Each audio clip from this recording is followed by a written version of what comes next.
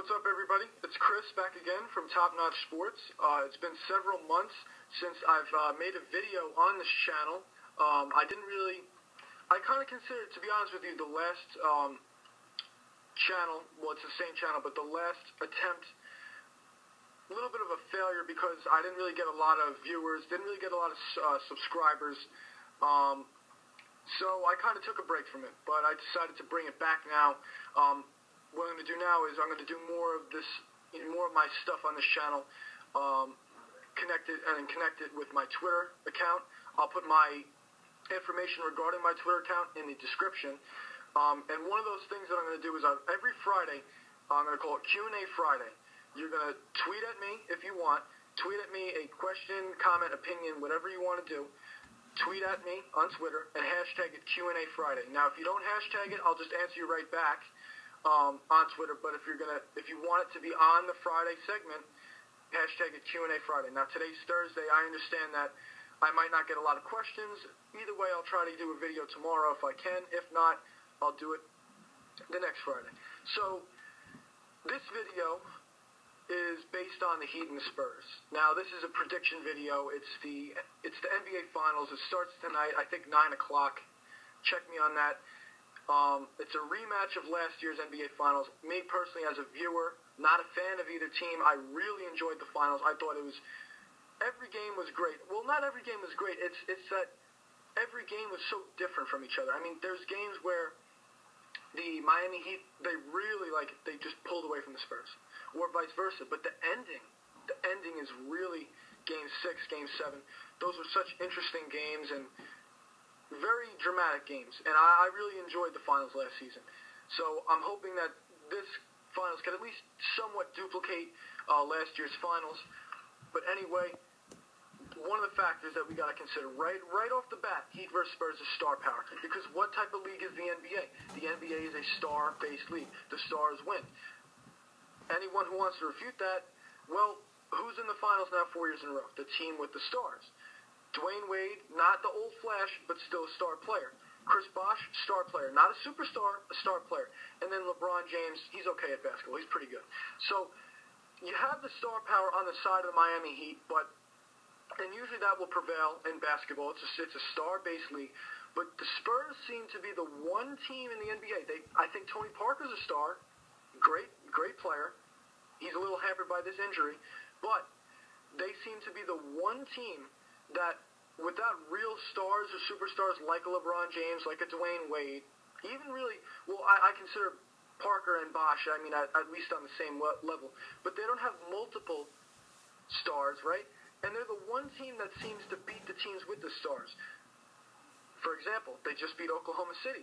They have the stars. Kevin Durant, MVP of the league. Russell Westbrook, star, maybe even a superstar. You can make an argument for him being a superstar. Personally, I think he's a superstar.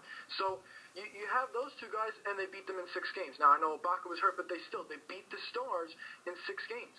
They've now made back-to-back-to-back Western Conference Finals, and they've made back-to-back NBA Finals. The Heat had the Stars last year, and the Spurs probably should have won the NBA Finals.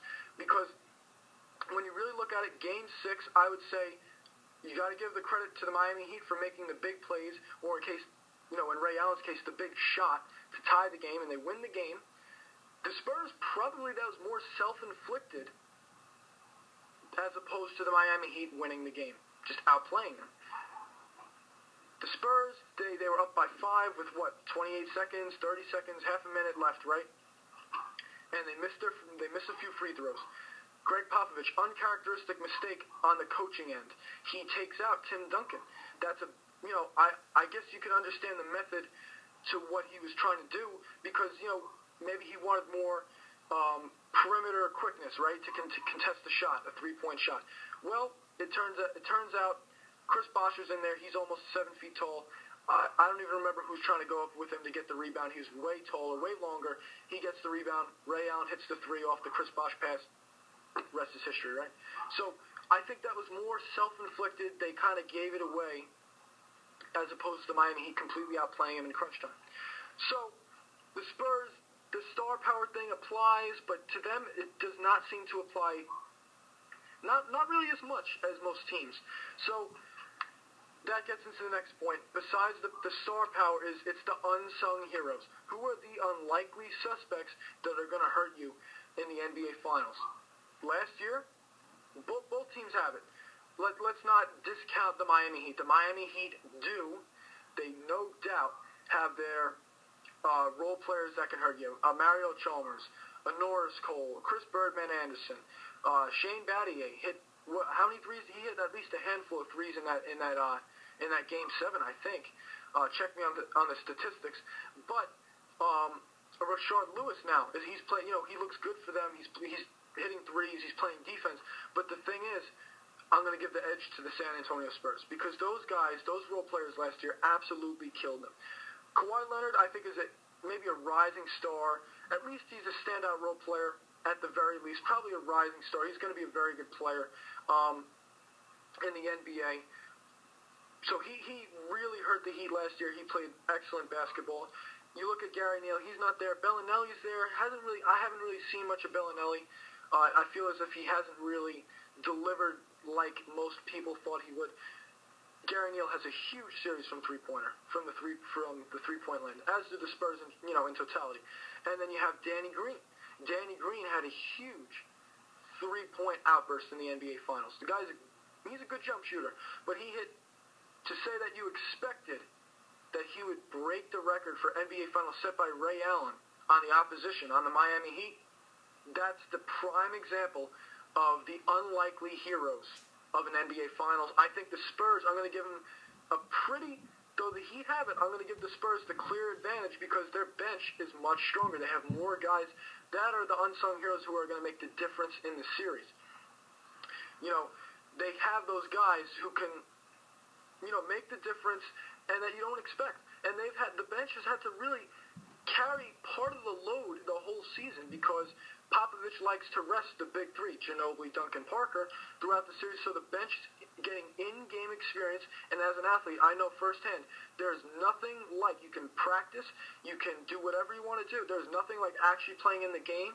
The Spurs bench players, their complementary role players, have that experience. I'm going to give them the edge there. So then, what we have left is it's beyond the X's and O's.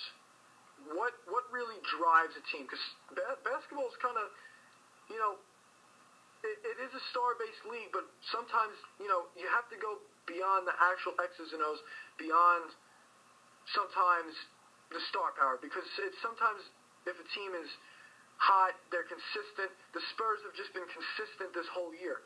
But they seem like they've been looking for revenge ever since Game 7 ended. They just seem like they went on a rampage. They get the best record in the NBA, for the totality of the NBA season. They're coming back to the NBA Finals. This team seems like it's just been on a mission the whole year. Now, with that said, I think that sometimes, and probably every one of you watching this video right now has probably learned this, sometimes you actually learn better from your mistakes than the actual success.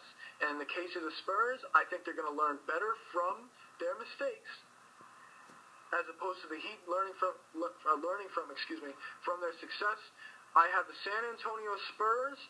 I'm not really sure the exact amount of games. I'm going to say it's going to be a very tough, highly contested series. I'm going to say they go in 6 or 7. Now, I'd say the casual fan thinks that, okay, Spurs in 7, it's close. But the reason I say 6 or 7 is it depends. A lot of times, and you hockey fans out there just saw this with the Rangers, and you'll see it with the other teams. A lot of the times, the team that wins Game 6 wins the series. So what I'm saying is, if it's 3-2 Miami, and Miami wins, they win the finals, right? But if the Spurs win Game 6, I would like the Spurs odds to come back and win in 7. And then the vice versa. Spurs are up 3-2, they win Game 6, they win the series. And last year that was pretty evident, right? The Spurs were up 3-2, they choke it away. In the final minutes, Miami Heat wins in overtime. Miami Heat, Game 7, the momentum is on their side. The prior experience of winner-go-home basketball propelled them to victory. So it's going to be Spurs in 6 or 7. That is my prediction for the NBA Finals. I thank you all for listening, and please check out my Twitter. And any questions, any comments, opinions, any disagreements with me, feel free to voice your opinion. I'm out. Thanks.